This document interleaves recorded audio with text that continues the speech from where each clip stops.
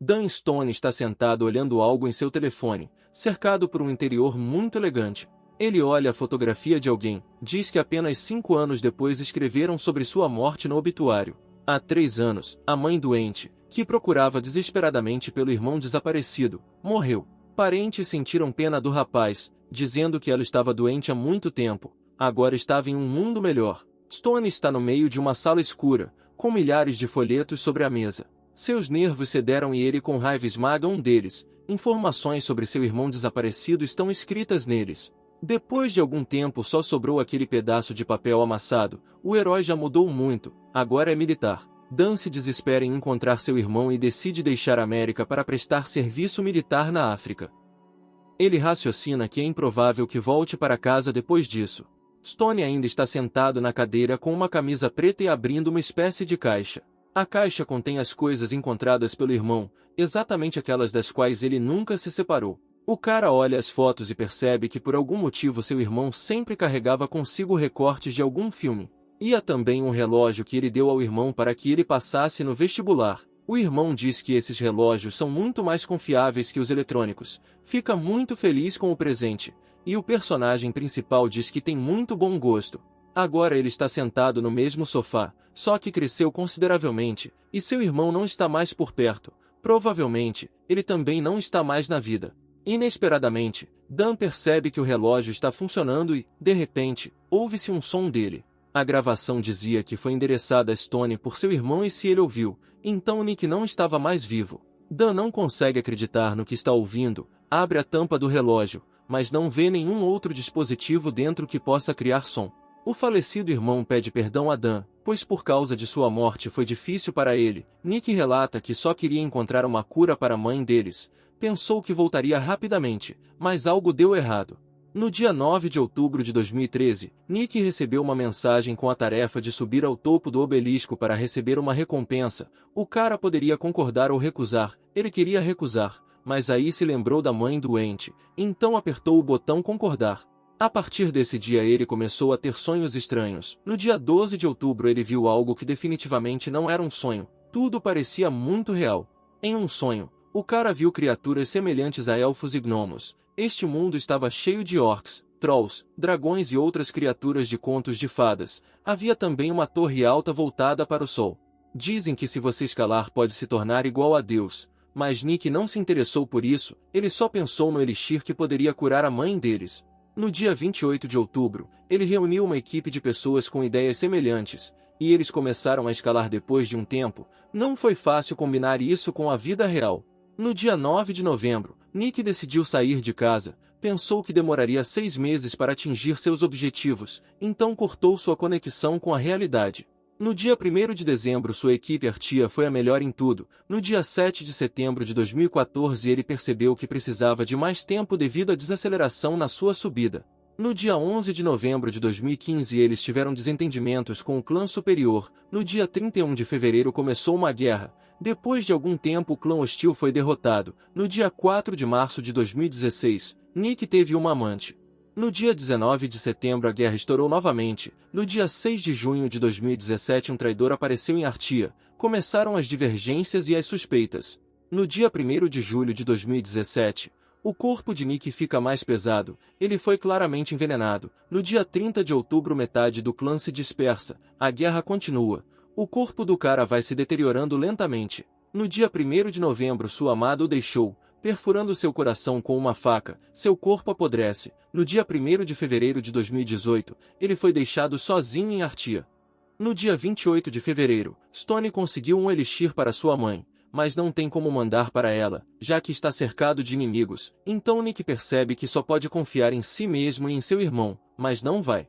Ele deixa essas gravações, esperando que se seu irmão ouvir isso, ele definitivamente encontrará o elixir e o levará para sua mãe.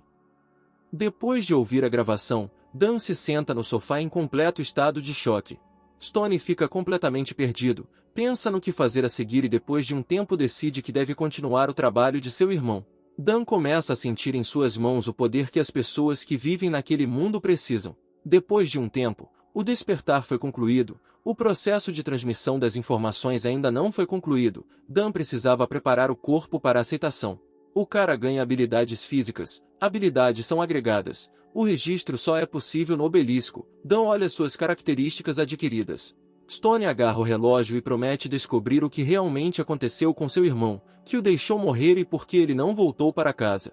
Dan vai trazer seu irmão para casa e destruir todos os seus inimigos. Ele olha a janela de status e percebe que realmente quase não difere de algo parecido em algum jogo. O sistema dizia que iria adaptar seu corpo ao jogo, mas suas características são difíceis.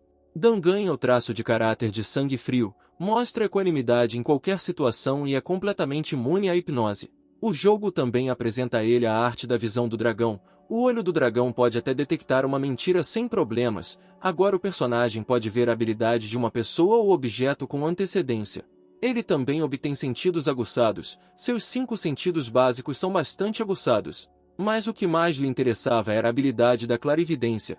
Talvez fosse o relógio. Apertando o instrumento nas mãos, o cara resolve deixar suas dúvidas, deixar tudo acontecer como deveria. Seu irmão provavelmente esperava que ele fugisse rapidamente para pegar a poção, mas é improvável que tudo corra tão facilmente. O herói está andando pela rua e conversando com alguém ao telefone. O interlocutor se pergunta por que o sargento decidiu abruptamente convidá-lo para jantar. O interlocutor tenta saber um local de encontro mais exato, mas Dan pede perdão e desliga. Ele se pergunta se resolveu todos os seus assuntos dessa forma, colocou a casa à venda, queimou a mochila e o uniforme. Depois de tudo isso, o cara comprou uma mochila nova, colocou ali alguns alimentos e roupas, além de um par de facas com um kit de primeiros socorros que usou no exército. Ele queria comprar pistola e munição no mercado negro, mas se continuasse enchendo demais a mochila não acabaria bem. Um cara anda na rua e pensa, o primeiro round durou mesmo uma semana. Os jogadores que estão atrás ganham vantagem dependendo da defasagem, mas quanto mais próximo uma pessoa estiver do primeiro lugar, mais pontos ela pode conseguir. Há também alguma coisa secreta que deve aparecer aqui agora. Uma enorme nuvem de escuridão voa, desce bem na frente do cara e se transforma em uma porta dupla. Ele vai mostrar aos que estão do outro lado quem eles estão tramando, porque a partir de hoje ele é Nick Stone. O sistema informa que o cara entrou na área 0, onde começa seu treinamento. O cara entende que está no lugar, mas o que mais o surpreende é que é exatamente igual às lembranças do irmão. A torre foi criada como um vestibular para os jogadores, dando-lhes a chance de se tornarem deuses. Ele sabe que há pessoas em níveis superiores que fizeram seu irmão sofrer, deixe-os esperar um pouco e ele virá por suas almas. O cara entende que para entrar na torre ele precisa tirar uma boa pontuação e passar no treino. Mas só uma boa pontuação não vai lhe servir. Ele acredita que é importante para ele ser melhor que aquele que está em primeiro lugar. Ele também precisa ter o máximo possível de ases na manga antes de subir, então ele decide se concentrar nisso primeiro. Algum portal no teto pensa que o convidado chegou tão tarde que já estava com medo de não sair para recebê-lo. Um pequeno duende vestido culturalmente aparece na frente do rapaz, que diz que se uma pessoa não guardar sua arma, vai ferir muito seus sentimentos. Ele se autodenomina gerente do primeiro andar, também atua como guia, seu nome é Ibelkir. É possível que esse encontro tenha sido predeterminado pelo destino, então o convidado poderia pelo menos aplaudir. O duende pergunta se o homem acredita nele e ele acha que suas recomendações são muito fáceis de ignorar, mas talvez não valha a pena fazer isso ainda. Ibelkir percebe que o cara já sabe alguma coisa sobre esse lugar, e achou que era tímido porque sempre usa essa máscara, mas como o herói é familiar, será mais fácil se comunicar. O treinamento é dividido em 7 blocos, cada um com suas próprias condições climáticas e tarefas que precisam ser concluídas. Uma pessoa precisa completar o máximo de tarefas, e serão atribuídos pontos pela velocidade e qualidade. A vantagem de aumentar o número de pontos, claro, é que a recompensa futura aumenta à medida que a pontuação aumenta. O personagem principal pergunta quanto tempo ele terá, e o Goblin responde que é um mês, e os decide por si mesmo como distribuí-lo entre os níveis. Goblin diz que a rodada atual já dura uma semana, a pessoa gostaria de entrar na próxima semana. O cara entende que o time mais forte provavelmente já está longe, mas ele esperava por isso. O guia diz que é recomendado completar os blocos em um grupo de 10 pessoas, mas você pode conseguir muito mais pontos sozinho. Na torre, o jogador recebe a mesma quantidade de pontos que investiu para alcançá-los. A pontuação será calculada em função das ações que realizar durante a tarefa, portanto não há com o que se preocupar. Goblin diz que geralmente pessoas assim vão até o fim acreditando em si mesmas e morrem. Ou estão fazendo algo que o Goblin nem tem interesse em assistir. De qualquer forma, O teste começa agora. O teste é para o recém-chegado provar que tem tudo para se tornar um deus. Os prazos já foram discutidos e o assistente evapora no ar. O cara ultrapassa a linha e entra no bloco A. O sistema avisa que ele precisa destruir ou desarmar todas as armadilhas daqui. O diário falava de muitas armadilhas, mas se a sua localização fosse desconhecida, a utilidade da informação tendia a zero. Flechas de ferro aparecem na passagem de um dos túneis, perfuram a mochila, mas o cara permanece ileso. Após a flecha passar por seu braço, o cara percebe que precisa ficar próximo à parede para expor minimamente seu corpo ao perigo. Durante a manobra, o herói se cobre com a mochila, mas avalia mal o local e, portanto, uma flecha perfura seu ombro. Ele recebeu dano, por isso sua velocidade de movimento é reduzida. Graças à habilidade de compostura, ele não dá sinais de dor. Depois de alguns momentos o herói ganha tolerância à dor e pode se movimentar com calma novamente. Ele, claro, sabia que era perigoso, mas não tanto. Se tudo continuar assim, ele vai enlouquecer. O herói puxa a flecha e depois queima o ferimento com um isqueiro. O movimento é lento, mas o personagem alivia a dor, e depois de um tempo o cara ganha resistência às queimaduras. Ele entende que todas as flechas voaram em sua direção em um momento e, além disso, houve algum outro sinal fraco. Ele só precisa escolher o momento. O cara entende que tentar achar a flecha com os olhos é simplesmente inútil aqui, porque aqui está muito escuro. Ele precisa ouvir as engrenagens.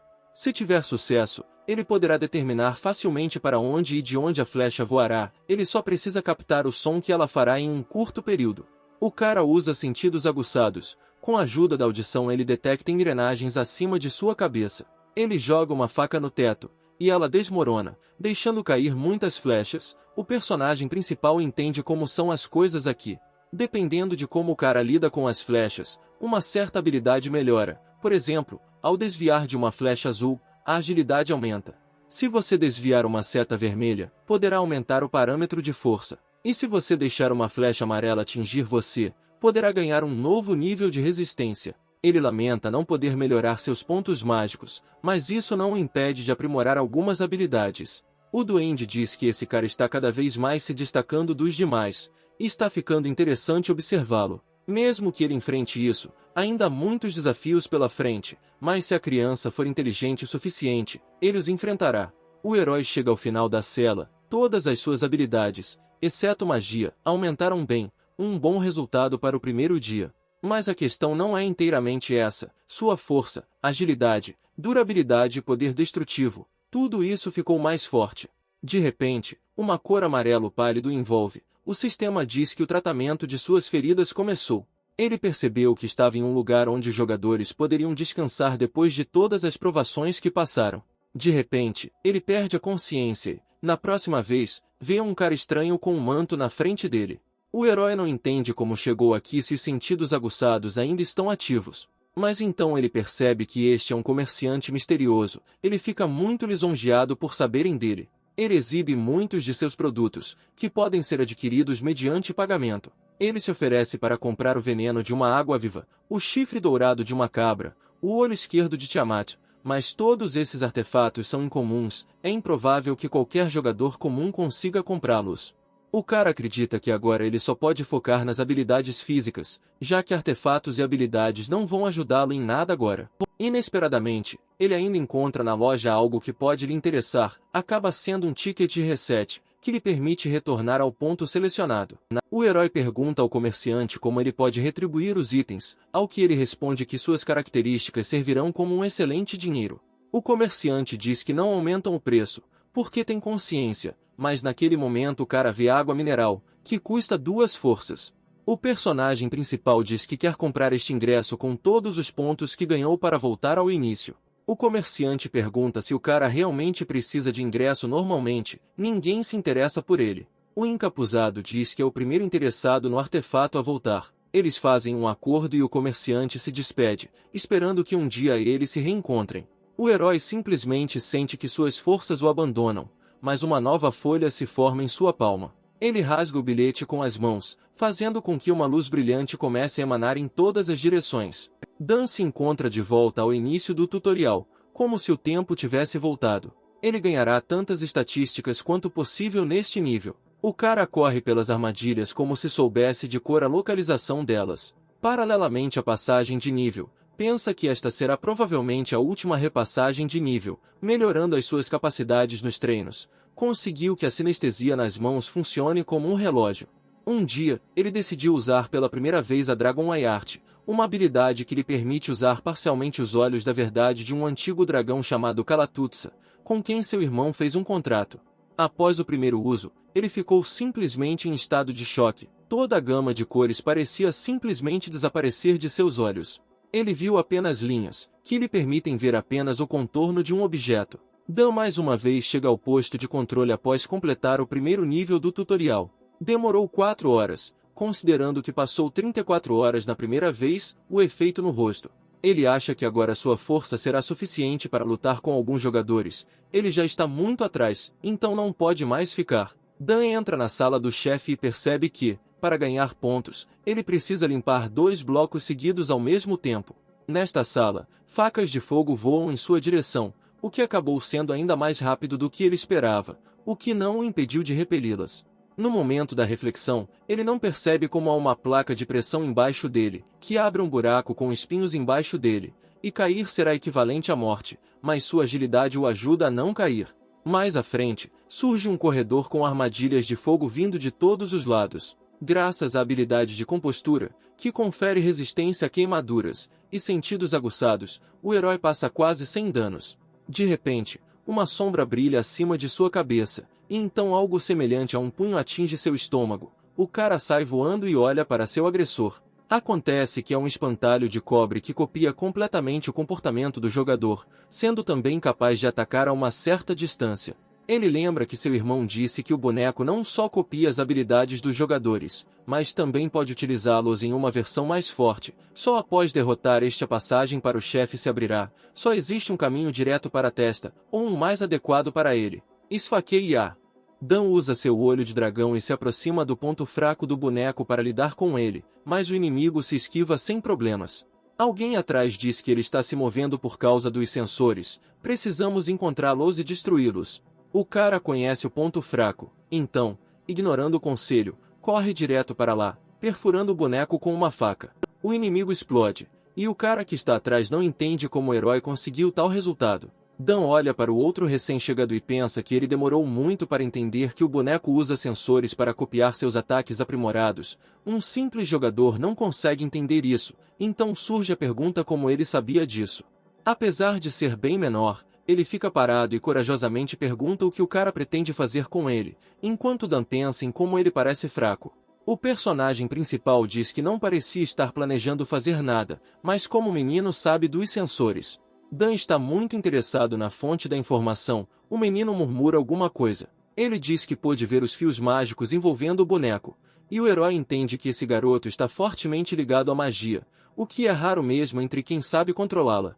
Dan diz que tem muito interesse nessa habilidade de ver magia. Ficaria extremamente grato se o menino lhe ensinasse isso, pois vai ajudar muito no estudo da magia. O menino não entende, nunca lhe pediram isso. Dan diz que não está pedindo para fazer de graça, ele vai ajudá-lo a sair daqui. Ele duvida, e o cara se vira e sai, dizendo que não vai forçá-lo, mas o recém-chegado pede para ele esperar. O jovem bruxo pergunta se o cara realmente não sabe usar magia. Ele diz que não há necessidade de mentir para ele. O menino não acredita, pois ninguém jamais lidou com isso sem saber controlar a magia. Eles olham para os restos da boneca, e o menino pensa que dos ataques comuns não sobrou nenhum arranhão no inimigo de cobre. Mas esse cara consegue lidar com ele com alguns golpes, sem saber controlar a magia. Ele diz que ajudará Dan e se apresenta como Ian, depois pergunta que ajuda específica ele precisa. Ian lhe pergunta o que é exigido dele, mas o personagem principal diz que basta segui-lo, pois agora ele abrirá a porta, mas antes ele olha com o olho do dragão e se pergunta por que o mágico usa essa concha em particular.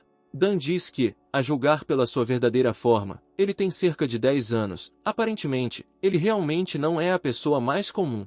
O cara fala para Ian não se esquecer da educação, pois ele não será gentil com ele só por ser criança. Eles andam um pouco mais e Dan lida com o próximo boneco sem nenhuma dificuldade. O cara diz que eles estão quase no próximo quarteirão. Isso não significa que Ian tem que cumprir sua parte no acordo. A equipe continua seu caminho e a criança diz que sente mana desde o nascimento. Dan então sugere que esta é uma habilidade inteiramente dependente dos genes. Ian não argumenta que isso seja possível.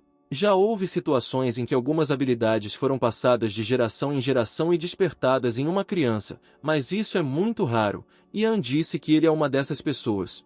A habilidade que herdou lhe dá a capacidade de ver e sentir a magia, o que o ajudou a aprender o segredo da boneca. Dan se pergunta se essa situação é parecida com a do irmão. Sua principal característica era a adaptação, ele era compatível com tudo que existe.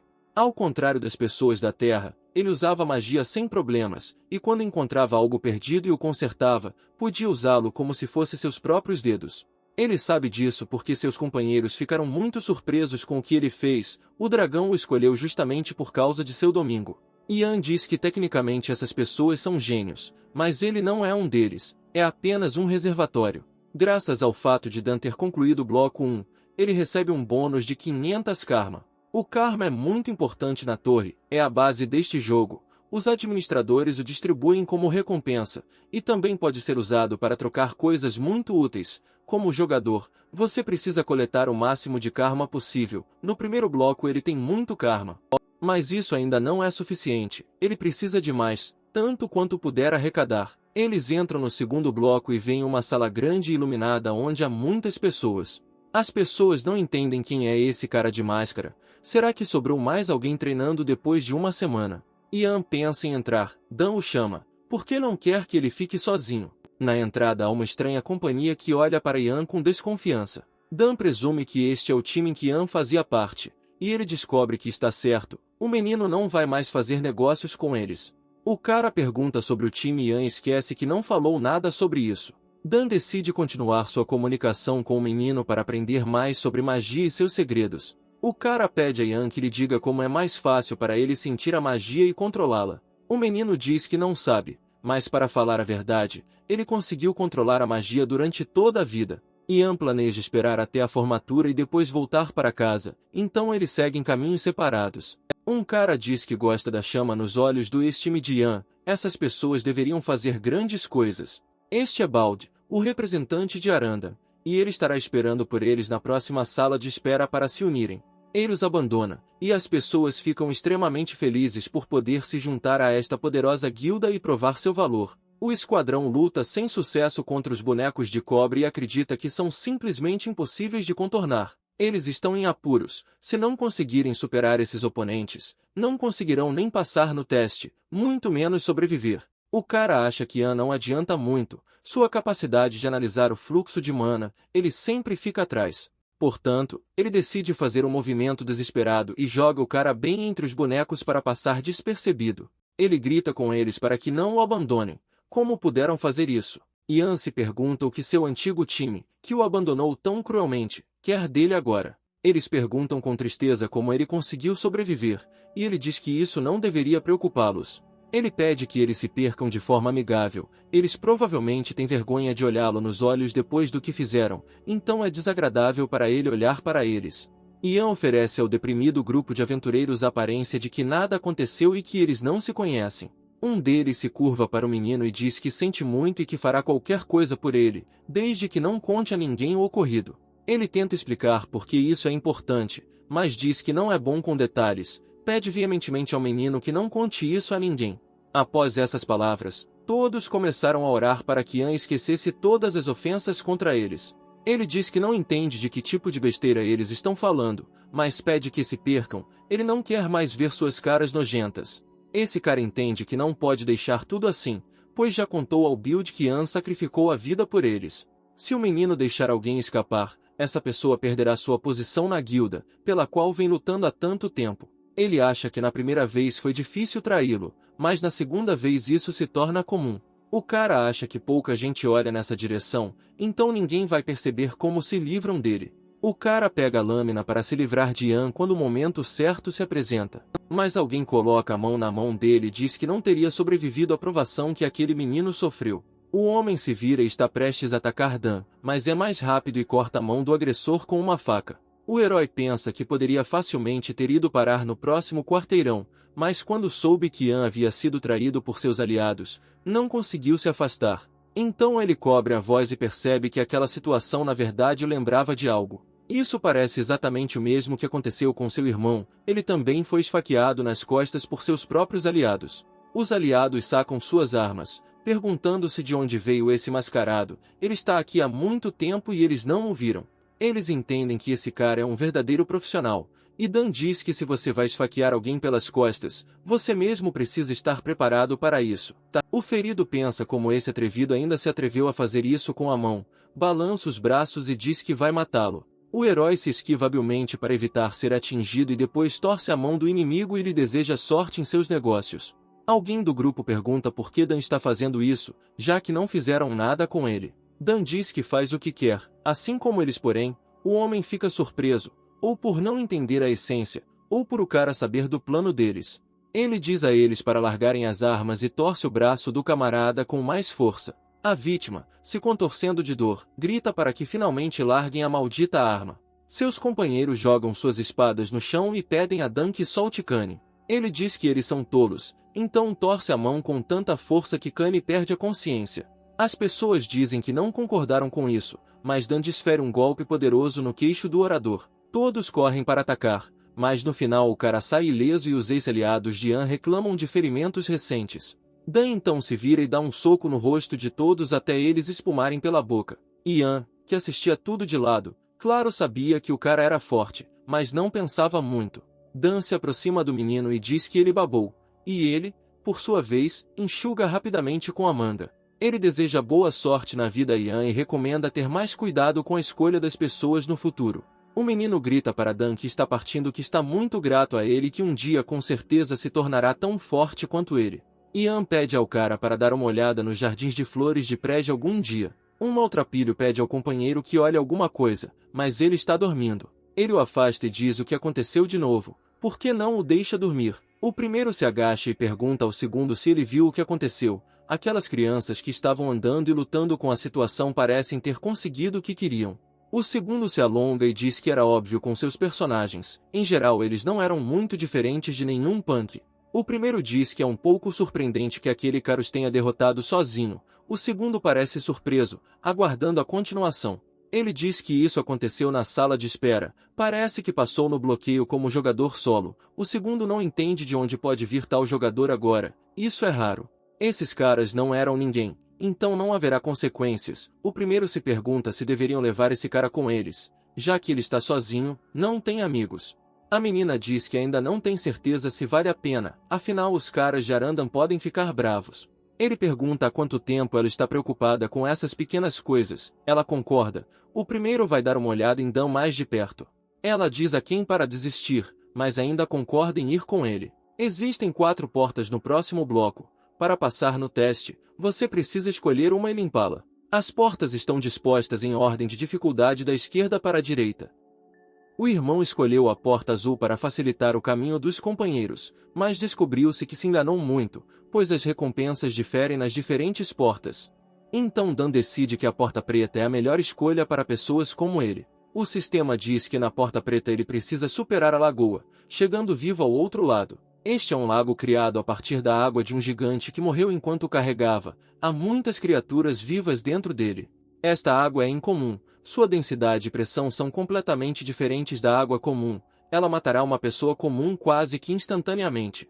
Dan usa sua visão de dragão e vê uma mancha escura na parede próxima. Acontece que existe uma passagem secreta para a sala de gelo e fogo, que Dan usa, pela qual recebe 300 créditos. Lá ele encontra musgo branco que cresce em cavernas, contém o espírito da lua, e quem experimenta pode sentir dor de estômago, além de não ter gosto. Muitos animais no caminho negro comem musgo branco, mas os humanos não conseguem liberar a energia lunar dele, então podem surgir problemas estomacais. Mas o segredo, que meu irmão aprendeu, está em usá-lo junto com outros ingredientes. Animais e insetos que se alimentam desse musgo podem liberar energia da luz da lua, a partir do coração, que assume propriedades de chama. Por outro lado, as propriedades do musgo são muito semelhantes às do gelo, o que ajuda a adquirir as características da água, de forma que se consumir o coração e o musgo receberá uma droga milagrosa que fortalece o corpo e os músculos. No entanto, o corpo humano é muito frágil e pode facilmente parar de funcionar, mas, tendo músculos e corpo fortes, será muito mais fácil para ele combater os perigos que se aproximam.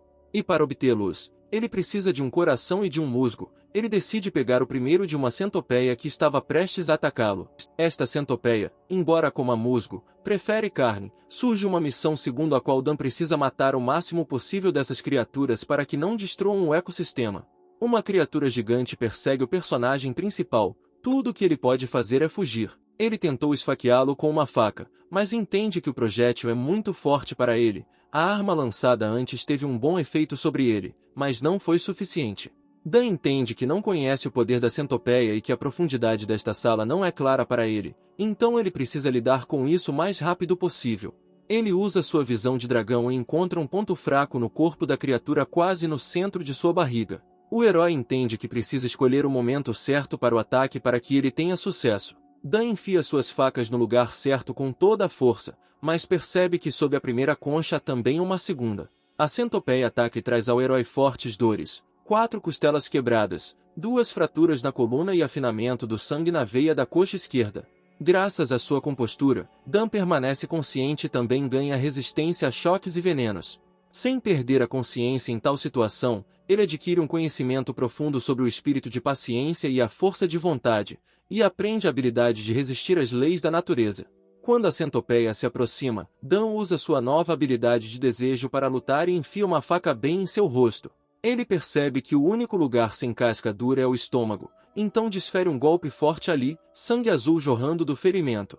Foi uma batalha difícil, então Dan descansa ao lado do corpo de seu inimigo morto para continuar sua jornada. Por derrotar um oponente invencível, ele recebe uma recompensa adicional. Então, sem perder tempo, come o primeiro ingrediente necessário e sente alguns movimentos no estômago. Ele então corta o coração do corpo do monstro caído e o come também. Build pergunta para as pessoas o que aconteceu. Assim que ele se afastou, elas já foram espancadas, e ele realmente achou que eram mais fortes. Agora todos sabem que atacar membros de Arandana traz muitas consequências, o que significa que isso foi deliberadamente ignorado. Ele descobre que o Mascarado os atacou, então decide encontrar esse homem. Neste ponto, Dan já está experimentando os efeitos positivos do seu lanche recente. Devido à nova força, os ossos começam a se recuperar e fortalecer rapidamente, os tecidos musculares danificados são restaurados e fortalecidos. O herói finalmente se solta, pois apesar de toda a utilidade dos ingredientes, algo ainda estava errado ali. Graças a esta passagem oculta, Dan recebeu múltiplas melhorias e, além disso, o conhecimento do coração de fogo e do selo de gelo. Isso não pode deixar de agradá-lo. Ele olha para seu painel de estatísticas e vê que melhorou sua força e velocidade de recuperação de energia. As estatísticas para matar uma centopeia são muito maiores do que depois de completar a sala do chefe. Por enquanto, ele continua confiando em suas habilidades, mas entende que no futuro precisará usar mais magia. Para usar a habilidade do corpo do dragão, você precisa de poder mágico, sem isso não há como aproveitar totalmente o dom do dragão. Ele pensa um pouco, mas percebe que, de qualquer maneira, nenhuma solução lhe vem à mente. O que parece ser força física, ele consegue desenvolvê-la gradativamente, e o sangue frio lhe permite manter a consciência e a razão mesmo nas provações mais difíceis. Mas em alguns momentos ele ainda experimentou um sofrimento insuportável. Isso certamente esgotou seu espírito, mas se ele pudesse usar as habilidades corretamente, evitaria que algo assim acontecesse novamente no futuro. Em casos de queimaduras, envenenamento, choque, alucinações, congelamento, pânico e afins, a resistência também será normal. E a habilidade moral ajuda em uma situação de emergência, pois nesse momento uma decisão rápida pode ser a chave para salvar aliados, mas também pode ser a pior forma de destruí-los. A centopeia foi derrotada graças a essa habilidade. Obter um impulso para 2 habilidades ao mesmo tempo é muito bom na hora de concluir o treinamento. Dan continua sua missão de matar morcegos, agora com 147 mortes de morcegos em seu nome. Parece que ele está começando a se acostumar a coletar vários consumíveis de cadáveres. Ele fez a solução perfeita de sangue venenoso de centopeia e musgo branco usando as proporções corretas.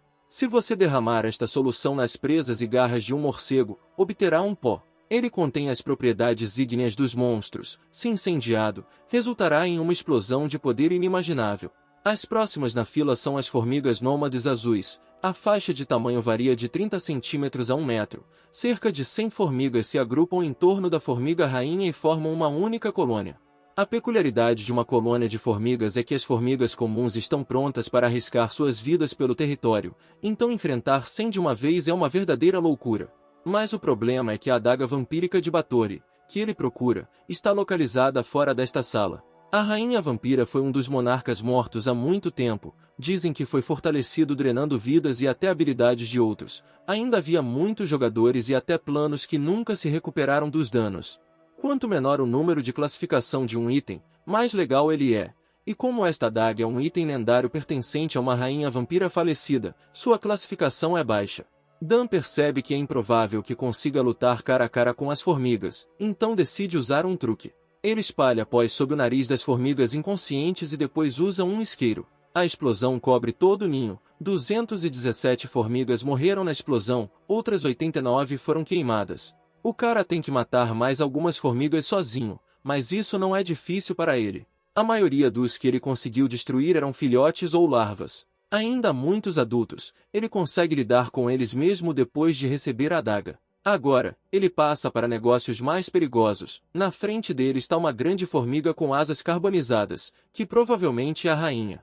Ela corre para lutar com ele, então não há mais nada a fazer a não ser enfrentá-lo. Dan percebe que deve haver uma porta em algum lugar aqui. Ele a encontra atrás do chefe e pensa no que fazer.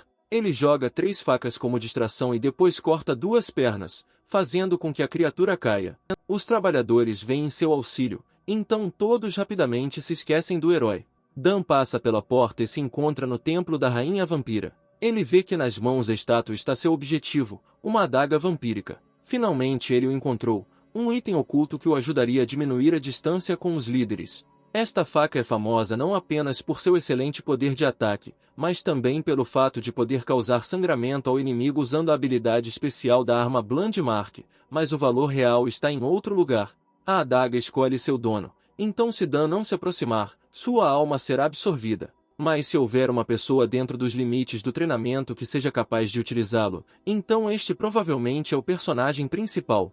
Dan diz que outros pensariam que ele estava louco por usar esta adaga. Afinal, a gananciosa rainha, até sua morte, não queria que seus poderes passassem para outras mãos, então ela selou suas verdadeiras habilidades e aparência nesta lâmina. Depois que Dan perfura sua mão com esta adaga, o selo é destruído. Agora a lâmina da faca pode tirar a força do inimigo e absorver a alma. A marca sangrenta causa danos fatais, e também tira poderes físicos e mágicos, infligindo sangramento ao mesmo tempo. Poucas pessoas conseguiram obter esta habilidade única, e o poder da rainha vampira absorve completamente a vida e alguns níveis de habilidade de seu alvo, com uma certa chance de você roubar a habilidade inteira.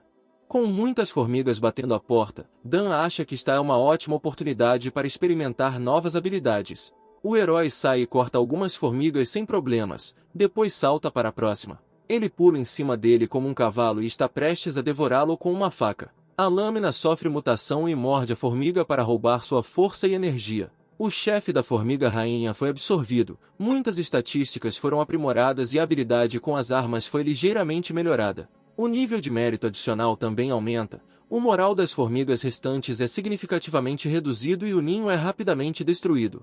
Aqueles dois estão seguindo o rastro de Dan, estão tentando encontrar aquela sala secreta. Kenri se pergunta por que ela finge que realmente não se importa. Eles seguem em frente e veem um grande número de cadáveres de animais. Aparentemente ele não perdeu tempo. É incrível como ele foi capaz de atualizar suas habilidades tão rapidamente. Os próprios monstros não poderiam ter ficado mais fracos. Pode parecer engraçado, mas os caras dos andares inferiores estão acumulando poder suficiente para os superiores. Ela chama Ken. Ele diz que também percebeu e não acha que seja algum tipo de piada. A energia deles estava completamente esgotada, mas onde ele poderia encontrar tal coisa? Quando eles estavam procurando, não conseguiram encontrar o menor indício. Havia realmente uma sala escondida aqui. Ele não é apenas um jogador que completou o primeiro bloco sozinho, ele também colocou as mãos em um item raro e uma habilidade secreta. Encontrar uma pessoa tão talentosa não é tão fácil. Parece que em breve rumores sobre ele se espalharão por toda parte, então muitos vão querer tomá-lo para si, então devemos chegar a tempo mais cedo.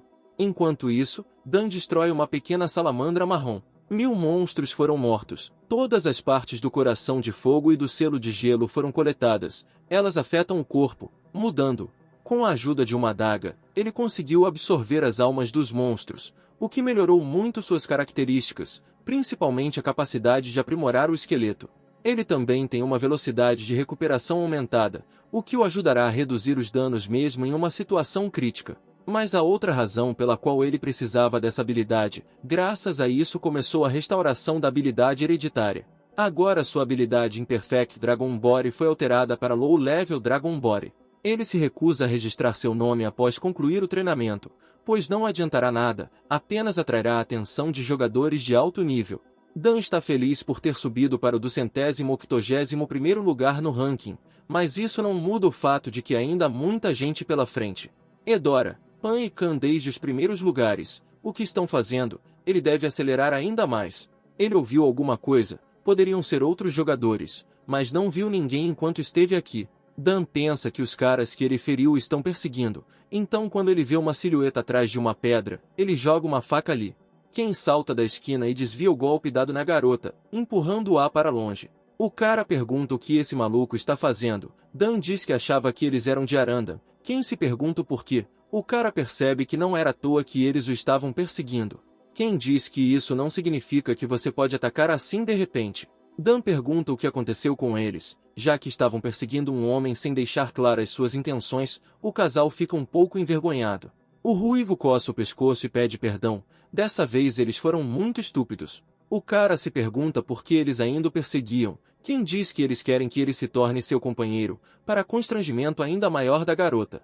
Ela diz a ele para parar de falar assim. É realmente estranho. E Dan pensa que tipo de idiotas eles são. Ele silenciosamente se vira e sai. E quem pede para ele esperar? O discurso ainda não acabou. Dan pergunta se ele realmente tem mais alguma coisa a dizer.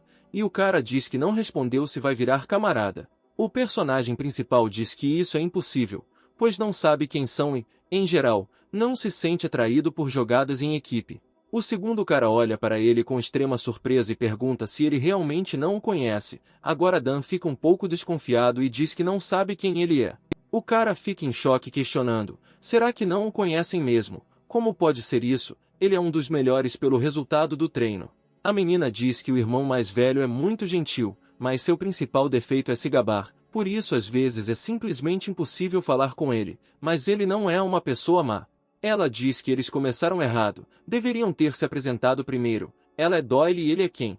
Ele lembra que eles estão em 3º e 11º lugar no treinamento. Ela entende que é um pouco suspeito eles ainda estarem aqui, mas Dan acredita neles.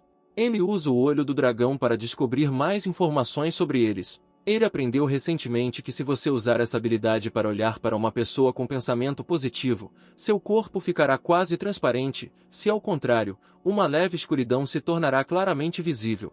Quanto a esses dois, a aura deles é quase imperceptível, então eles claramente não estão mentindo. Dan pensa, qual é a razão pela qual as pessoas que estão ocupadas acumulando pontos passaram para o próximo para ligar para ele? Ele deve descobrir. A garota pergunta se Dan por acaso é membro de algum clã ou guilda, mas ele diz que não. Ela diz que na verdade tem um item em um dos setores que eles querem pegar, mas é preciso um grupo de 3 ou 4 pessoas. Dan pergunta por que eles não encontram um homem lá, então Doyle diz que a essa altura todo mundo já decidiu qual time. Ele pensa por que lhe perguntaram especificamente, se no primeiro setor ninguém se destacou particularmente, ou ficaram impressionados com a forma como ele lidou com o grupo de Kanye. E pelo fato de ter passado pela fase sozinho.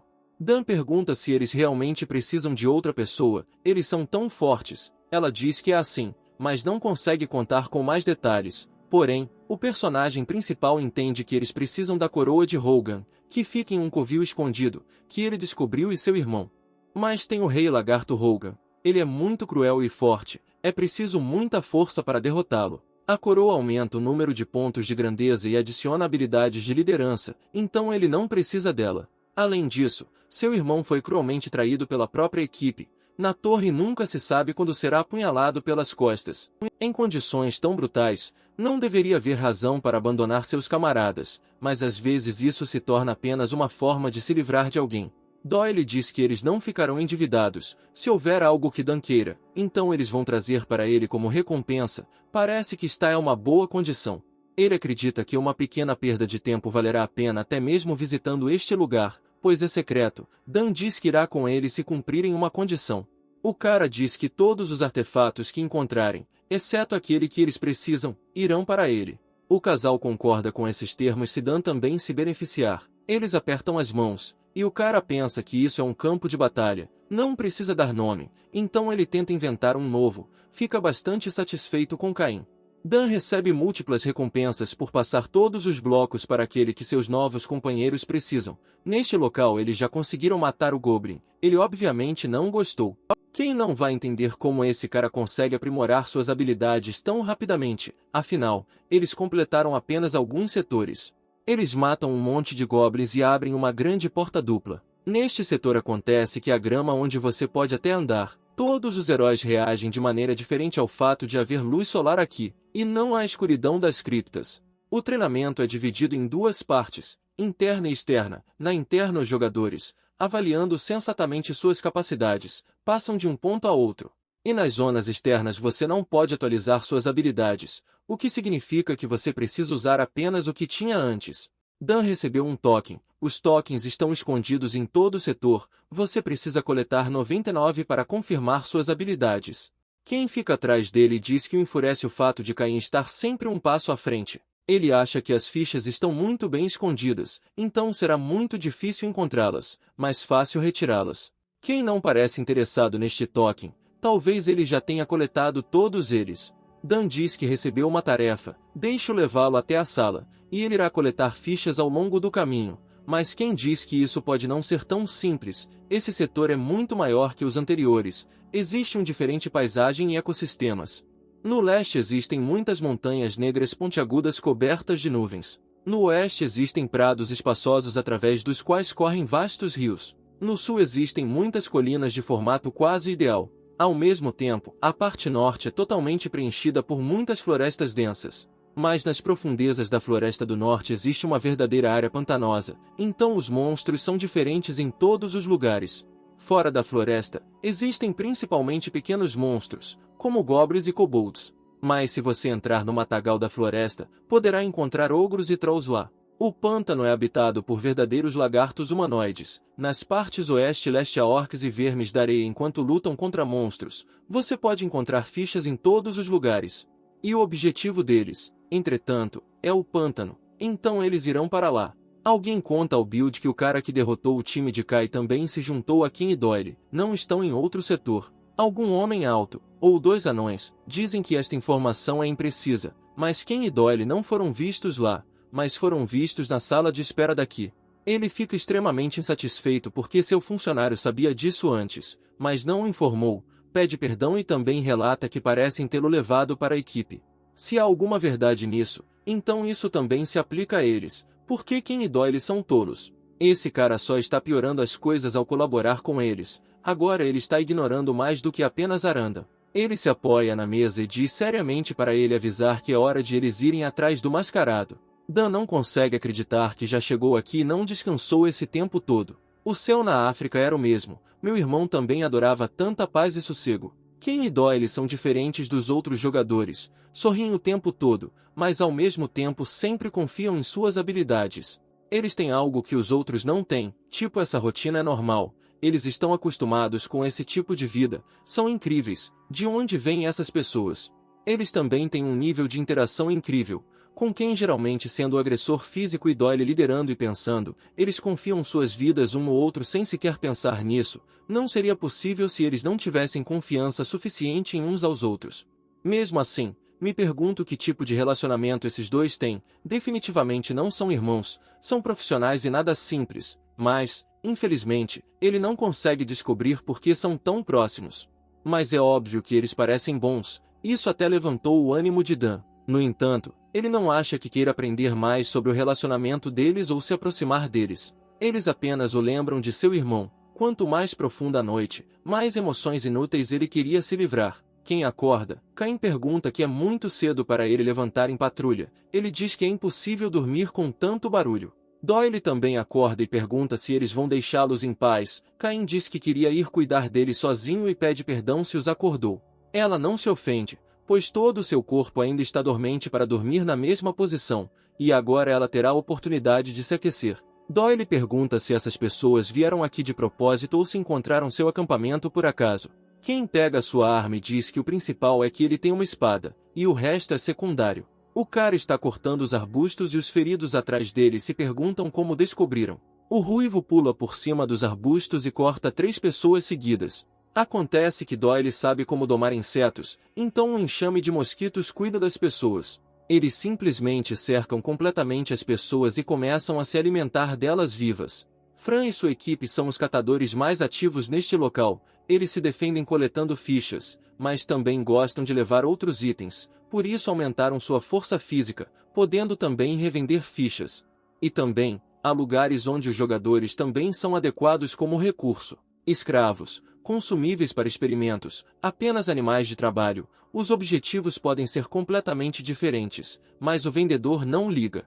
Eles até caçam heróis de alto nível, mas nesse assunto você nunca sabe ao certo. O assassino está prestes a esfaquear Dan na nuca, mas em um instante ele já está atrás de seu agressor. Ele desfere um golpe fatal nas costas de um oponente azarado. Mais 3 pessoas olham para o cadáver, percebendo que seu chefe foi morto durante o ataque.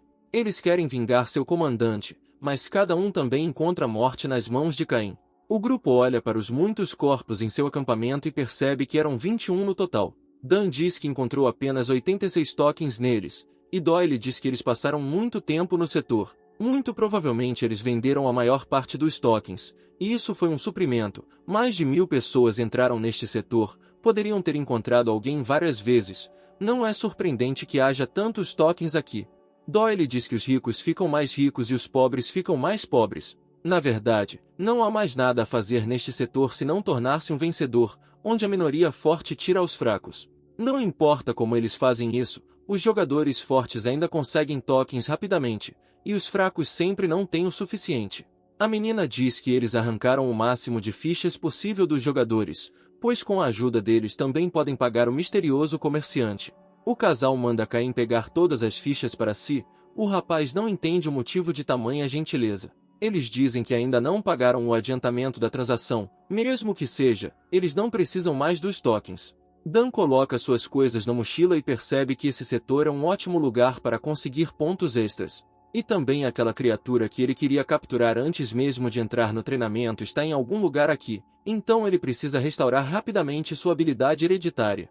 Assim que eles lidarem com os reis lagartos, ele irá imediatamente atrás dela. Quem diz que agora eles terão problemas suficientes com seus oponentes, então precisam estar vigilantes, e Dan continua pensando no rei lagarto. Doyle usa vagalumes para acender o fogo, deixando Caim surpreso. Ela diz que são insetos de fogo. Se tem um predador que tenta comê-los, então eles acendem espontaneamente. Doyle diz que existem muitos tipos únicos de insetos na torre, e o personagem principal pensa que nem seu irmão sabia tudo. Os heróis entram nos pântanos e lutam contra os homens lagarto, o primeiro dos quais Dan quase matou. Quem pergunta o que Dan quer tirar disso, ele diz que um artefato pode ser feito a partir do globo ocular de um lagarto humanoide que dará um impulso poderoso com um efeito único. Um gigante com dezenas de olhos e 100 braços, uma arma chamada Kizu. Quando você faz com olhos de lagartos, você consegue um material muito importante. A menina, um pouco entusiasmada, pede para olhar o irmão chamado no chão. Ele diz que parece que alguém já esteve aqui. Caim toca a trilha de sangue e percebe que não se passou muito tempo desde o início da batalha. Dan diz que já se passaram 5 ou 6 horas, talvez um quarto de dia. Quem pensa a respeito? Doyle se pergunta se essas pessoas feridas superaram o problema. Se alguém já entrou na sala secreta e tirou tudo de lá, então não aparecerá novamente durante a rodada. O que significa que a tentativa de Doyle e quem será inútil, mas Caim diz que os rastros só vão para lá, e não voltam. Dan diz que essas pessoas acabaram aqui por acidente, os lagartos apenas os atraíram para uma armadilha. Quem pergunta se o companheiro deles tem certeza, Caim diz que não se pode ter certeza disso. Os monstros não são apenas presas dos jogadores, às vezes, pelo contrário, eles começam a caçar pessoas. Este é o seu território, eles conhecem-no muito melhor, às vezes há até armadilhas. Quem diz que eles são criaturas, isso é terrivelmente irritante, mas eles não podem se distrair. Dan acha que será fácil, porque a compostura permanece compostura.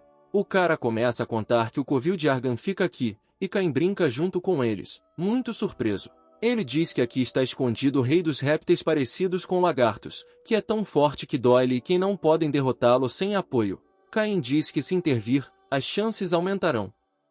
Quem concorda, mas afirma que isso definitivamente não tornará a luta simples. Além do homem, há também uma mulher dentro. O cara diz que por mais que peidem, os três ainda não conseguem vencer. Dan se pergunta o que deveriam fazer nesse caso. Ele diz que precisamos roubar o artefato, atrair o macho para fora e empurrar a fêmea para dentro. Enquanto quem distrai o homem com suas provocações atenciosas, eles agirão. Caim correrá para a fêmea e, nesse momento, Doyle arrancará a coroa de sua cabeça. Depois disso, o ruivo diz que o aliado não deveria nem tentar derrotar a fêmea. Ela ainda é muito forte.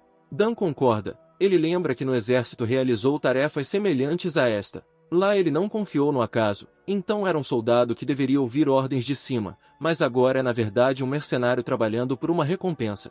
Eles entram no covil de Shargan, recebendo 500 pontos por abrir uma nova área, com lagartos andando guardando o perímetro.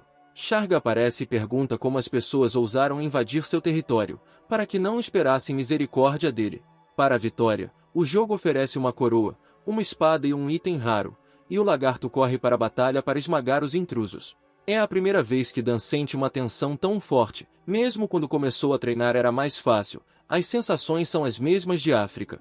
Porém, agora, esse sentimento o enoja. Então ele organiza seus pensamentos e faz sua parte no plano. Por alguma razão, o Rei Lagarto ataca Dan, colocando na defensiva. O lagarto diz que eles não devem desistir, pois não são páreo para alguém como ele. Quem pede perdão e diz que não é o mesmo de antes, então não irá embora. Enquanto os lagartos servidores ficam muito surpresos com a facilidade com que seu rei é tirado do covil, Doyle e Caim entram na caverna despercebidos. Dan perfura a testa de dois guardas com um golpe preciso, cometendo mortes silenciosas. Acontece que existe uma jaula com um grande número de pessoas cativas que pedem ajuda. Parece que estes são exatamente aqueles cujos vestígios viram antes, por isso não voltaram.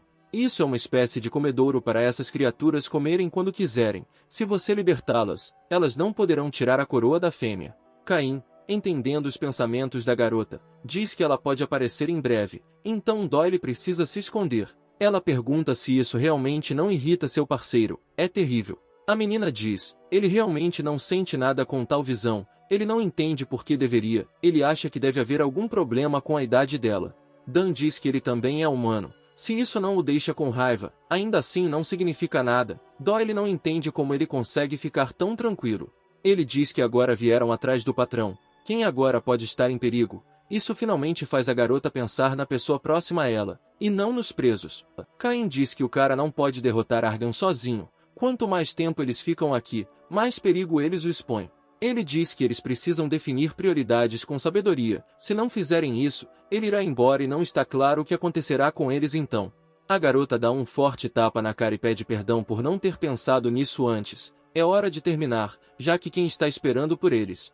Então Caim percebe que a gaiola provavelmente é usada para alimentar os filhotes, e se isso pudesse ser usado de alguma forma. Ele pede a Doyle que espere e pergunta se eles podem ajustar um pouco o plano. Se tudo correr como planejado, eles poderão salvar pessoas. Dan diz que eles vão precisar dos insetos que ela usou ontem à noite. A mulher pergunta se as pessoas vieram buscar seus filhos. Ela não vai desistir deles assim mesmo. Ela ordena que os lagartos humanoides protejam seus filhos a todo custo. Caim fica bem na frente da rainha e olha fixamente para ela, segurando uma sacola na mão. Ela se lança sobre ele. Ele pergunta se ela gosta de fogos de artifício e joga o saco bem fundo na toca para os filhotes. A fêmea pega a bolsa, mas ela se desfaz. E aqui Doyle entra em ação e manda os insetos para a batalha. A rainha e todo o chão estão cobertos de chamas. Ela tenta freneticamente se livrar disso. Por fim, se livrando, ela diz que as pessoas são patéticas. Mas quando olha para Dan, vê um dos filhotes nas mãos dele com uma faca na garganta.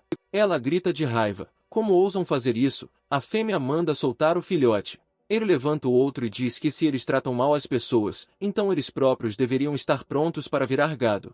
O lagarto corre em direção às crianças, mas uma poeira explosiva detona sob seus pés, envolvendo-a inteiramente.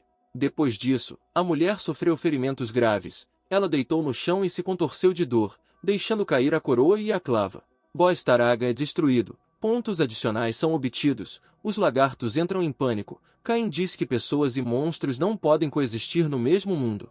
Ele diz que é hora de acabar com a rainha e ajudar quem, mas Doyle ainda quer outra coisa. Finalmente ela levanta a coroa. O tão esperado troféu está agora em suas mãos. O Rei Lagarto aparece e quem corre atrás dele, o macho, não acredita na morte da fêmea. Ele pega o corpo dela e grita que vai vingá-la, não importa o custo. Sharga absorve Taragan, tirando seus poderes. Ele entra na segunda fase.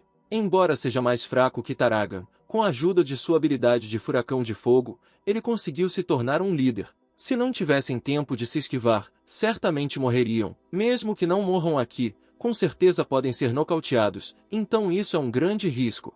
Então o inseto transmissor começa a falar com Dan, perguntando se ele tem alguma ideia. Ele pergunta se ela também pode entrar em contato com Cain. Ela pode fazer isso sem problemas, o que agrada a Cain. O Rei Lagarto grita para o homem vir aqui, senão ele virá. O destemido Dan chama o lagarto até ele, enfurecendo-o ainda mais. Dan usa a visão do dragão, mas entende que o lagarto não tem um ponto fraco propriamente dito, mas a lâmina tem um lugar onde pode ser quebrada. Cain bate sua faca ali durante o bloqueio, quebrando a arma. Ele grita que agora é a hora de Ken e Doyle saírem para pegar o lagarto de surpresa. Então Ken salta e ataca com sua espada, cortando a barriga do lagarto. Doyle então envia um enxame de insetos em Argan, que imediatamente pega fogo. Com a ajuda de seus esforços conjuntos, o poder do Rei Lagarto está enfraquecendo visivelmente. O Rei Lagarto diz que vai estripá-los. Dan entende que se eles perderem o controle, mesmo que um pouco, que assim seja. Cain corre para atacar Shargan, para não aliviar sua tensão. Ele fica ainda mais irritado e pergunta como eles se atrevem a fazer tal coisa. Ele vai se vingar de Taragan e dos filhos, custe o que custar. Então Dan já está atrás do lagarto e usa a absorção para absorver seu poder. Argan tenta escapar das garras tenazes da adaga, mas não tem sucesso. Quando tudo mais falha, ele usa um redemoinho de fogo enquanto Cain está sentado nele. Tudo que resta do Rei Lagarto é um pequeno corpo murcho. Todos ganham pontos extras e Dan absorve sua habilidade principal. Agora ele também pode criar um redemoinho de fogo. Devido ao baixo nível da faca, a habilidade absorvida é alterada para a raiva de fogo. Cain considera isso um sucesso. Só agora fica perceptível que Dan ainda está sob a influência da habilidade. Suas roupas estão rasgadas e sua máscara está rachada. Os aliados dizem que Cain deveria sentar-se um pouco. Não sabem o quanto ele ficou ferido, mas ele diz que está bem. Insistem para que ele descanse. Isso até o irrita um pouco. Dan se lembra das pessoas na jaula e diz, são elas que não estão bem. O chefe entre os presos agradece à equipe por vingar seus companheiros mortos. Agora eles podem dormir em paz. Ele olha para os casais e pergunta se são Ken e Foxtail na frente dele. Ken coça a cabeça e diz que queria manter essa informação em segredo. Ele diz que a captura de Arga não é apenas mérito seu, ele apenas ajudou. Ken olha para Cain e diz que se não fosse por ele, não há como dizer o que teria acontecido. Dizem que quando foram descobertos, o cara disse que deveriam ser abandonados aqui. O chefe diz que talvez essa afirmação seja muito ousada, mas ele não consegue ver uma pessoa nele. Ken paira sobre o homem e diz que ele acabou se tornando o salvador deles. Ele também é camarada de Ken e Doyle, e foi quem mais sofreu na batalha, e tem certeza de que não tem medo de ser punido pelo homem por tais palavras. Ken manda o homem bater nele, mas ele apenas treme. Acrescenta o cara, os lagartos eram realmente tão assustadores que agora ele tem medo de jogadores como eles. Ele pede desculpas, mas o cara pede para fazer isso mais alto e não na frente dele. E Dan entende que essa é a diferença entre o forte e o fraco. O homem pede desculpas ao silencioso Cain. Ele acha que a relação entre as pessoas na torre também se baseia na relação dos fortes com os fracos. Agora, salvo apesar de tudo, ele acredita que seus velhos conhecidos são criaturas. Quando todos foram pegos, precisavam dele. Ele sempre arriscava a vida quando precisavam de alguma coisa. Agora, todo mundo está evitando ele. Aí de repente alguém se aproxima dele. Ele fica tenso e pergunta o que essa pessoa precisa. Ele pede perdão por não poder apoiá-lo quando foi necessário. Conhece o modo de vida deles. Diz, esqueça e siga em frente. Mas aquele que apareceu diz que seus salvadores provavelmente têm um tesouro cheio de fichas. Ele realmente não quer sua parte. A primeira pessoa diz que a segunda está falando alguma besteira. Para essa sobrevivência deveriam matar quem os salvou. Ele diz que perderam suas coisas, vão simplesmente roubar suas fichas, porque ele mesmo sabe que é impossível passar por esse setor sem coisas. A segunda diz que roubarão o quanto for necessário para serem independentes, e a primeira diz que serão mortas se forem apanhadas. O cara fala que eles vão morrer de qualquer jeito, isso importa, então o primeiro pergunta se eles têm pelo menos algum tipo de plano. O iniciador diz que tem um amigo que possui muitos tokens e pode ajudar. Os heróis começam a dividir os troféus. Conforme o acordo, a coroa vai para Ken e Doyle. Dan não se importa. Ken o agarra e diz que sempre soube que ele era um cara legal, o que até deixa Caim um pouco envergonhado. Dan quer bater nele, mas percebe que não tem motivos para odiá-lo, ele só é um pouco estranho. Ken se vira e diz a Caim para pegar a espada e as relíquias raras, conforme eles combinaram. Além da espada, que não vai ajudar em nada, Dan ainda encontra uma faca adequada para ele, que aumenta a velocidade e a potência do ataque, dependendo do tempo de uso. Suas facas já embotaram as lâminas, esta é a ideal para completar o treinamento até o fim. Doyle se pergunta se ele realmente não gosta de nada, diz que não existem diretamente úteis, mas existem aqueles que são adequados, e recomenda que olhem em uma direção diferente. A garota ergue os olhos e Caim pergunta ao desconhecido se ele ainda está cansado de se esconder ali. No topo da caverna, um grande portal turquesa se abre até que ninguém saia dele. Um misterioso comerciante emerge lentamente do portal e elogia a engenhosidade de Dan. Ele também cumprimenta Doyle e Ken, mas não os viu em sua casa recentemente. Ken sabe que para se aproximar do comerciante é preciso estar entre os 10 primeiros, mas Caim foi escolhido pelo próprio comerciante. O comerciante diz que da próxima vez eles deveriam fingir que não notaram nada, para pelo menos ele pensar que foi uma surpresa. Dan imediatamente diz que venderá a propriedade do covil e a espada Bloescale por 150 fichas. O homem misterioso percebe que eles querem negociar com ele, então se Dan quiser 150, ele interrompe e diz que tem 160. Ele diz que não pode e que deve pagar um preço igual, mas com tanta briga o preço chega a 200 fichas. O comerciante se pergunta se Caim tem mesmo certeza de que é possível negociar com esse preço. Já chegou a 300, quanto mais ele argumentar, mais alto ficará. Dan diz que se o comerciante não concordar, o covil desaparecerá, e todos os cristais que estão armazenados nele também. O homem está blefando, dizendo que cristais podem ser encontrados em qualquer lugar, mas Dan entende tudo perfeitamente e diz que vai destruir todos esses maravilhosos cristais de 70 amostras de magia aqui, já que são tão fáceis de procurar.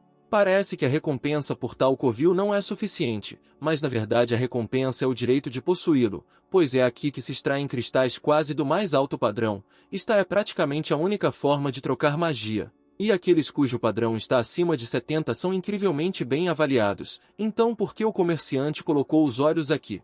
Ele diz que 300 é demais para cristais, então Dan aumenta o preço para 400. O comerciante desiste e pede para parar, nesse ritmo com certeza irá à falência. Ele concorda em comprar por 405, mas nunca pensou que encontraria uma pessoa mais durona do que ele. O comerciante se afasta e fica triste porque algum jogador conseguiu vencê-lo. Caim pede ao comerciante que espere, ele pergunta o que mais ele quer levar. Dan diz que pelas palavras do comerciante ele parece um bandido.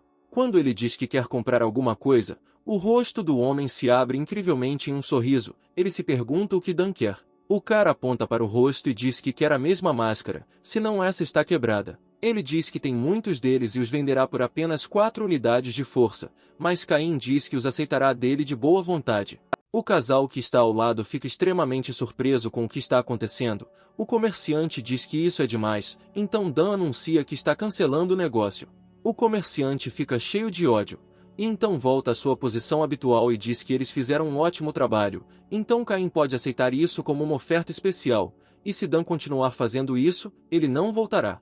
O cara coloca uma máscara e o comerciante corre para entrar no portal antes que pense em mais alguma coisa. Caim sente que está grudado no rosto, mas até gosta, o que significa que será melhor proteger. Dan agradece ao comerciante em fuga e diz que Caim parece saber o que é a verdadeira gratidão. Então ele se inclina para fora do portal e diz que Dan é imprudente se vende cristais mágicos. Ele deve ter ouvido falar dessa história. Dan pergunta qual é a história, mas o comerciante, percebendo que errou, diz que falou mal e vai embora. O personagem principal pensa que as pedras mágicas de alta qualidade se tornaram a base para artefatos de alta qualidade. Elas formam uma certa camada no mercado, por isso tem até seu próprio preço. Mas o misterioso comerciante concordou absurdamente em comprá-los por um preço tão alto, o que significa que a demanda por eles aumentou repentinamente. É improvável que isso tenha acontecido devido ao aumento do número de rankers. O motivo é sempre o mesmo, é a guerra. Então tudo fica claro, a rivalidade entre os clãs e os rankers da torre se intensificou. Quem se pergunta o que eles farão a seguir, já que parece que até Caim coletou o número necessário de fichas. Ele ainda tinha uma coisa neste setor, a parte oculta mais proeminente do tutorial. Dan diz que há outra vaga neste setor, então ele não tem planos de se mudar. A menina diz que há muito deseja saber algo dele. Cain escuta atentamente enquanto Doyle pergunta se ele gostaria de ficar com eles. Sim, ela realmente se preocupa muito se ele quer continuar treinando com eles, e depois disso também. Ela diz que ela e Kim conversam sobre isso há muito tempo e formam uma equipe muito boa. Doyle fala que se formassem um time, mas o cara a interrompe e diz que não tem como dar certo. Ela diz que ele pode entrar mais tarde, mas Dan diz que não estava interessado na equipe para começar. Kim diz que não há nada a ser feito, cada um tem sua natureza. Doyle concorda que não podem forçá-lo. Mesmo assim, Dan diz que se eles saírem daqui juntos nada de ruim vai acontecer, e Kim diz que parece que eles já estão esperando lá. O pântano do lagarto humanoide é muito vasto, então levará algum tempo para sair dele. Há muitos lagartos no caminho de volta, então ele decidiu ir com Ken e Doyle até que eles percorressem todo o local. Os jogadores se agruparam e seguiram apenas esse casal. Se o time errasse aqui, eles se encontrariam em uma situação difícil. Cain se pergunta o que acontecerá com aquelas pessoas. Ken diz que não sabe, mas primeiro precisa tirá-los do pântano. Dan diz que não pode mexer com eles para sempre, e o outro cara diz que seu senso de humanidade não permitirá que ele os abandone. As pessoas, por natureza, podem ser gentis demais, infelizmente, isso muitas vezes se torna um veneno para elas.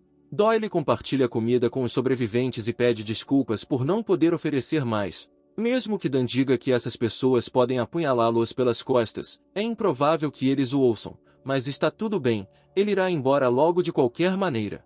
Alguém diz que trouxeram ao Sr. Dan exatamente o que ele pediu. O resgatado entende que já reuniu gente suficiente, não se culpa, é apenas sobrevivência. Eles podem roubar esses três, ainda assim não atrairá a atenção de ninguém, nem artefatos nem fichas. Mas será suficiente apenas roubar, porque seus inimigos, Ken e Doyle, ocupam lugares altos no ranking.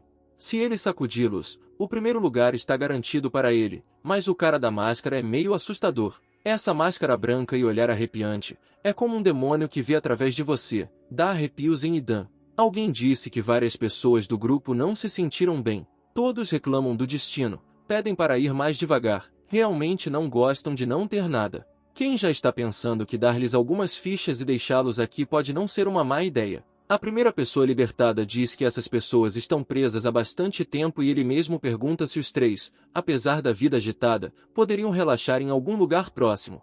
E Dan está feliz que um grupo de várias dezenas de pessoas esteja esperando impacientemente por eles no mato. Este é o momento em que a armadilha se fechará. Neste momento, Cain aparece por perto e mata esse homem traiçoeiro com uma lâmina. Agora, Dan pensa no que falta fazer, encontrar os outros que estavam em conluio com isso. Ele sobe nos arbustos e corta pessoas que não esperavam um ataque de emboscada. Ele há muito sente a mudança da situação com seus sentidos. O brilho com que olhava para Ken e Doyle, seu olhar quando olhava para Dan, dava instruções aos outros, até se comportava de maneira estranha.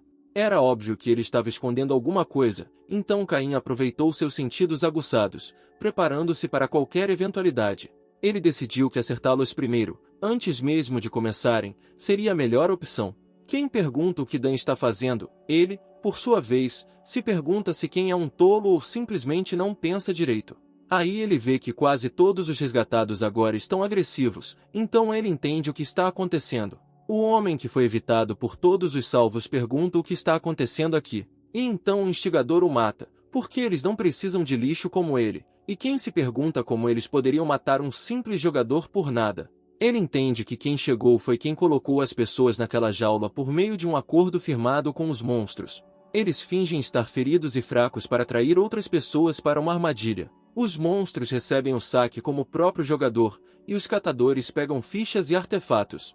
Dan acha que provavelmente a maioria das pessoas daquela masmorra foram mortas. Algumas pessoas estão se perguntando se estes são Foxtail e Bloody Blade pessoalmente, seria legal pegá-los. Eles são quase os melhores jogadores do momento, se os esmagarem provavelmente terão muitos artefatos nos bolsos. Noen diz através do cristal que vai levar a espada matadora de dragões que carrega consigo. Joukin fica indignado porque foi o primeiro a dizer que vai pegar, então Noen diz se os dois querem, então quem pega primeiro vou conseguir. Subai manda os dois calarem a boca, já que precisam calcular tudo, ele diz que seria melhor pensarem no que farão com a recompensa para o Rei Lagarto.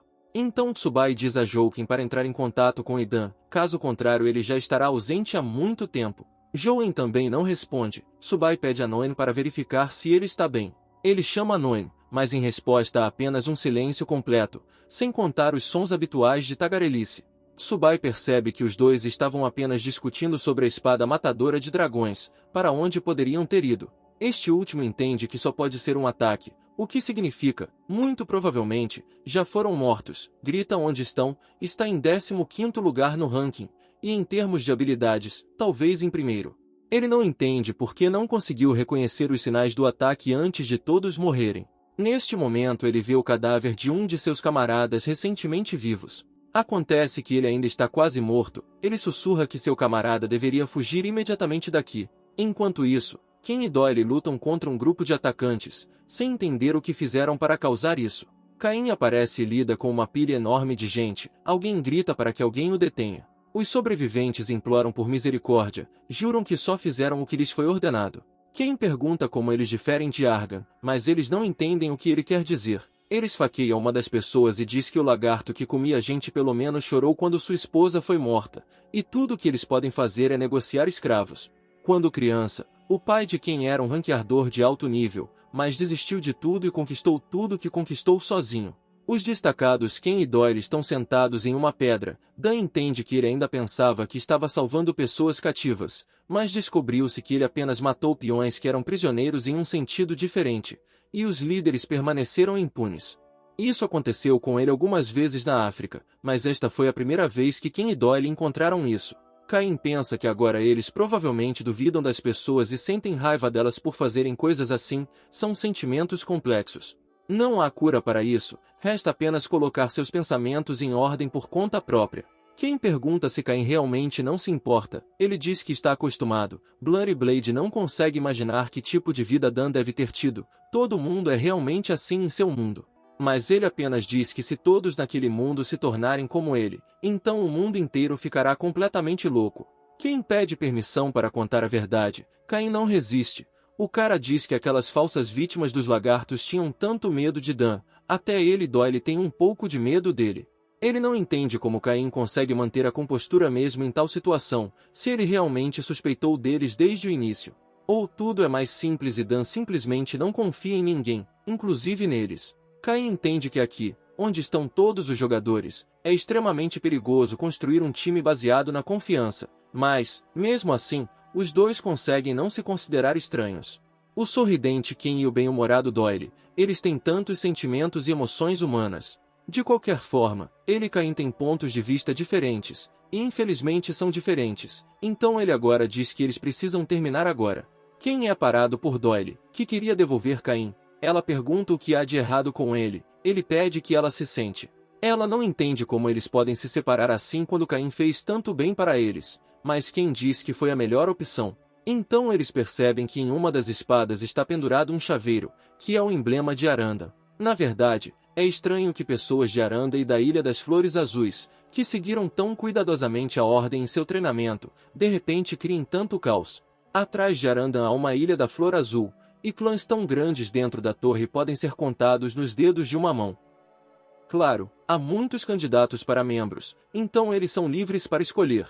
A Ilha da Flor Azul foi criada por Arandan para garantir o controle da área de treinamento, mas alguns duvidam da veracidade de suas intenções. Mas devido à absoluta falta de provas, não há mais nada a fazer senão deixar para lá. Esta é realmente apenas uma tela para um controle mais conveniente sobre os catadores. Se você pensa assim, então o fato de a Ilha das Flores Azuis ter decidido criar Arandan parece muito estranho, porque eles já haviam destruído os necrófagos em treinamento há muito tempo. Quem sorri e diz que parece que eles precisavam de um sistema mais confiável. É por isso que ele não queria arrastar Caim para esse assunto, parece que ele realmente tem um assunto pessoal que deve resolver. Doyle entende isso. Quem diz que ele definitivamente precisa ver aquele bastardo do Build e deixá-la ir para o lugar onde Brigida está localizada. Bigrid, essa é mais uma arma secreta. Era para consegui-la que eles precisavam da coroa de Argan. Esse item vai ajudá-los a superar Pan e Edora, que tem vantagem em pontos. Esse é seu objetivo final no treinamento. Ela pergunta o que seu irmão mais velho está fazendo. Ela também quer ver Build. Caim vai embora, ainda ouvindo suas brigas e pensa sem malícia que eles são um pouco estúpidos, mas parece saber para onde estão indo. Eu me pergunto o que eles estão pensando depois de tal separação. É uma pena, mas ele terá que ir para o leste para terminar seus negócios, se não agora, então quando? Ele se pergunta se eles teriam recusado com a mesma secura se ele os tivesse convidado no dia anterior. Build é informado que seu segundo grupo, para sua surpresa, foi completamente destruído. Ele acredita que aquele cara está de volta. Eles não só sentiram falta dele, embora pudessem tê-lo pego, como também perderam Shargan. Agora ele mesmo tem que cuidar disso. O mensageiro pede perdão e diz que não pode dizer nada. Ele diz que é hora de preparar o primeiro grupo. O mensageiro não acredita no que ouve. O elenco, que se chama Valor Squad em Arandan, são jogadores especiais criados na Ilha da Flor Azul. Build diz que os 3 são superiores ao segundo esquadrão e podem lidar com Foxtail, Bloody Blade e o Mascarado. Eles devem levar em consideração todos os detalhes. Ao que tudo indica, Build terá que ir com eles. Analisando as perdas, acha que até eles poderão ter problemas. Ele não sabe o que esperar daquele casal, e aquele cara de máscara pode ter sido enviado por alguém. Só falta agir com o máximo de cuidado possível e se livrar dele sem provas. Após o desaparecimento de Artia, tudo vai por água abaixo. Não é de surpreender que o mundo possa entrar em colapso, mas, antes de tudo, eles precisam estocar um poder poderoso, mas para que ninguém saiba disso. De repente, começa o tremor. Um homem chega e diz que a lâmina sangrenta com cauda de raposa já está aqui. Ken e Doyle entram. Build diz que ensinar ficou muito chato para ele de qualquer maneira. O herói feroz e o malvado construem espadas cruzadas para ver quem é mais forte. Um amplo terreno baldio, habitat de orcs, pequenas casas estranhas localizadas perto de rochas estranhas. Dan voa e corta a cabeça de um dos orcs desavisados. Ele coloca uma faca na garganta do segundo, mas ele diz para poupá-lo. Então o cara diz que só vai perguntar se viu acampamento de caçadores aqui. Eles podem estar escondidos nas pedras. Ele diz que não viu pessoalmente, mas, muito provavelmente, os caçadores de lá, seus companheiros de tribo, quando foram caçar, disseram que viram uma casa estranha. Este deve ser o local onde existe um informante que sabe onde procurar o chefe secreto, a Cobra Caixa. O chefe aparece em um determinado horário em um determinado local sob certas condições, sem que essa pessoa não possa ser encontrada. A Cobra Caixa vem periodicamente ao chão para respirar um pouco de ar, e para encher o estômago vazio. O irmão acidentalmente conheceu esse homem quando foi procurar o patrão. Ele os ajudou no futuro, o primeiro professor de seu irmão, Galliod. Dan ainda não sabe se já chegou, então bate na porta e pergunta se tem alguém lá. Galliod não é um homem, ele é um dos poucos elfos. Nesse momento ele aparece por trás e pergunta quem é esse cara. Dan diz que o nome dele é Caim. O elfo pergunta que ele não se importa com isso, o que ele esqueceu em sua casa. O personagem principal diz que soube disso por um amigo, quer comprar alguma coisa, seu nome é Galliod. Dan diz que quer encontrar a lágrima de Ondina. O elfo muda de rosto e pergunta com quem aprendeu isso. Ele diz isso com Brown, que foi o segundo professor de seu irmão. É improvável que algum dia o vejam, então não há nada de errado com o fato de ele não o conhecer de vista. Galliod se bate no rosto e diz que já pediu para ele não contar a mais ninguém. Aparentemente ele é fazendo suas próprias coisas novamente. Pede para entrar em casa e pergunta novamente se Caim realmente precisa da lágrima de Ondina. Ele diz que é assim. Este artefato contém uma grande quantidade de energia de Akasha, pode ser um bom alimento para ela. Mas só Galliod sabe fazer. O elfo pergunta se Caim sabe a condição necessária. Ele diz que em geral sabe. O elfo organiza um teste para que todos encontrem o escolhido, mas para isso é preciso encontrá-lo no esconde-esconde 5 em cada 10 vezes. Nas últimas décadas não mais que 5 pessoas fizeram isso, mas se todos conseguiram, eles receberiam uma técnica secreta que possui um elfo. Passo relâmpago, uma habilidade especial que desde a antiguidade os elfos negros repassavam apenas ao vencedor. Essa habilidade torna o corpo o mais ágil possível e esconde rastros. Isso é ideal para ele, mas também se torna a chave para um dos melhores habilidades. Compressão de terra. O elfo diz que tudo é simples. Galliod se esconde, Caim encontra e investiga, e cada tentativa leva 15 minutos. Ele diz que suas habilidades são muito melhores, então ele vai dar uma vantagem para o cara. Ele vai usar apenas a mão e nenhuma outra habilidade além daquelas necessárias para se movimentar. Na verdade, seus movimentos são como o vento, é simplesmente impossível capturá-los a olho nu, mas os sentidos aprimorados e o olho do dragão corrigem o problema.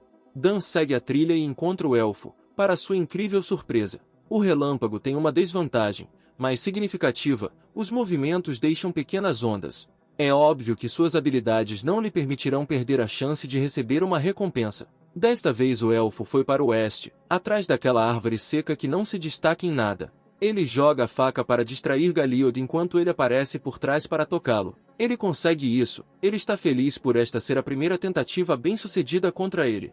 Como resultado, Caim consegue pegar o elfo 7 vezes e ganhar uma recompensa adicional. O elfo nem imaginava que o cara conseguiria fazer isso tão facilmente. Ele pergunta se o jovem realmente tem algum tipo de técnica secreta. Ele diz que é segredo, e Galíod entende que aparentemente é impossível descobrir a verdadeira face desse cara. O elfo tira uma sacola de um canto escuro e entrega ao cara o item que ele precisa. Lágrima de Ondina, uma pedra preciosa, um item sagrado, uma pedra imbuída de energia cástica, mas que também pode significar um desastre para quem não consegue lutar contra o chefe. Contém o espírito de Ondina e a água. Galíod diz que o cara deve ter muito cuidado com isso, pois se a energia escapar pode acontecer um desastre. Caim diz que está ciente disso.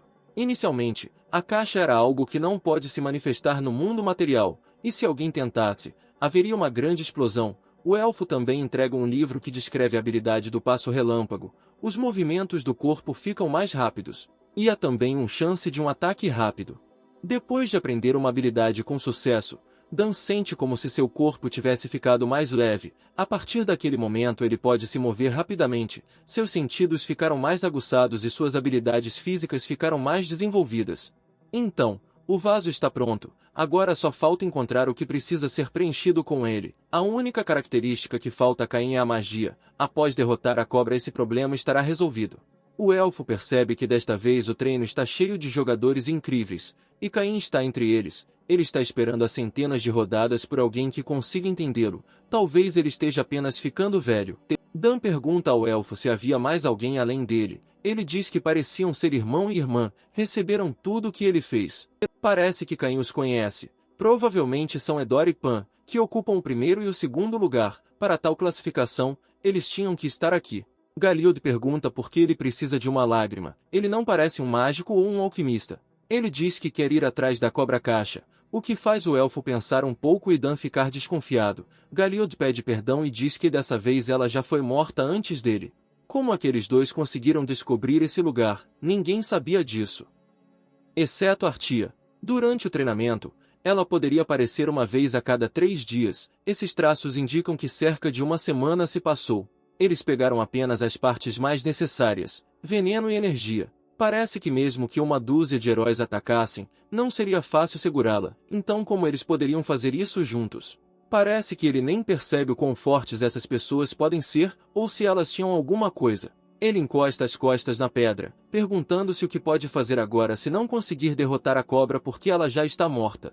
Ele entende que deve chegar ao primeiro lugar, mas o tempo voa rápido. Então, muito provavelmente, ele só conseguirá ficar em 11º, 8º lugar na melhor das hipóteses, e só poderá restaurar sua habilidade hereditária com a ajuda de Akashi. Há uma marca de um golpe forte. Eles queriam mesmo extrair algo do crânio. Era o cérebro. Parece que não eram esses dois, mas orcs. Me pergunto o que eles queriam aqui. É hora de verificar. O criado conta que Paine, que ocupa o 6º lugar no ranking, é chamado para caçar, apesar de toda a sua ocupação. Ele diz, deixe que mandem outra pessoa. Ele gasta toda a sua energia para manter a classificação. Build vai entender que se estiver entre os 5 primeiros, receberá homenagens na ilha quando chegar à torre. O velho diz que esta é uma ordem especial do mestre. Ele liderará pessoalmente o primeiro destacamento. Ele também disse que daria todas as fichas de Arandan para quem as trouxesse para ele. O cara não conseguia acreditar no que ouvia. Existem vários milhares deles lá. Se ele realmente decidiu dar todos os tokens para uma pessoa, esta é uma chance de subir na classificação de uma vez, e também significa que Build contará com essa pessoa no futuro.